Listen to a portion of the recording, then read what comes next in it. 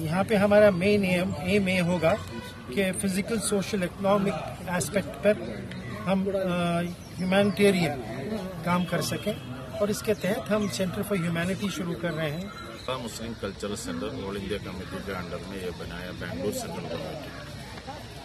और इधर जो पैलिएटिव का सिस्टम आ रहा है, अभी नया केरला मॉडल पैलिएटिव शुरू हो रहा है, तो जो उम्र वाला स्लम में और गरीब को ट्रीटमेंट देने मुश्किल हो, इन लोग को जाके सफाई गिफाई करके वाटर बेड होना तो वाटर बेड वो सब करने का, खिदमत करने का फ्री।